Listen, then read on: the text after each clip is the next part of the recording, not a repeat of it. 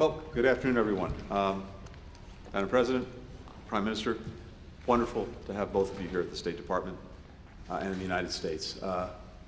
Kosovo is a steadfast partner of the United States, and I think, as you all know, there's a long and strong history between us, particularly with President Biden, who sends his warm greetings to both of you. We are working together on so many different issues of import to the United States and to our countries. I want to thank you again for your generous hosting of at-risk Afghans, the strong support that we've seen from day one for Ukraine faced with the Russian aggression, the work that you've been doing on the Summit for Democracy, including hosting a summit on women, peace, and security.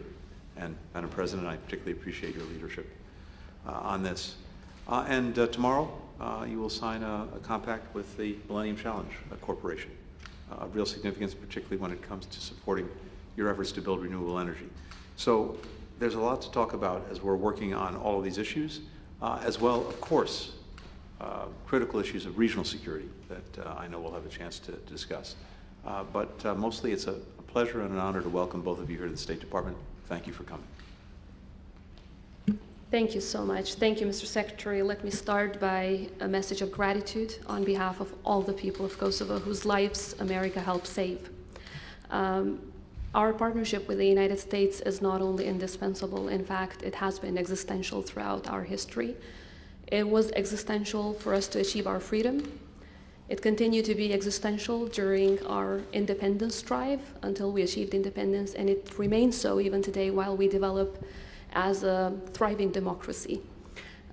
Kosovo today truly is a thriving democracy and an example of what the democratic world led by the United States can achieve when it comes together and it faces tyranny and it makes sure that freedom prevails over that tyranny and over genocidal regimes.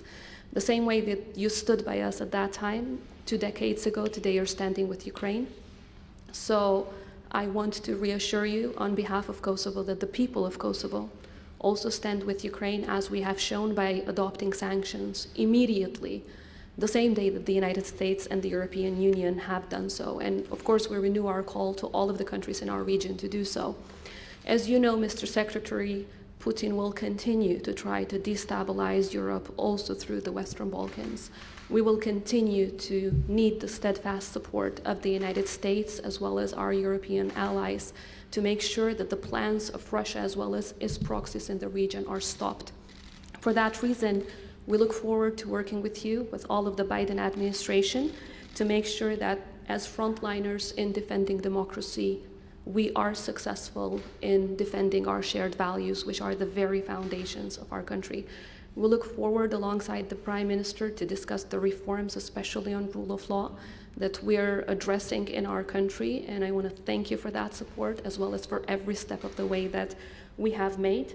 And at the same time, the support that we're receiving from the United States in the area of defense, because as you know, 23 years after Kosovo was liberated, today we're serving shoulder to shoulder with US soldiers in peacekeeping missions around the world. For that and so much more, I want to thank you. The independent, sovereign, free Kosovo is an irreversible reality which you have helped create.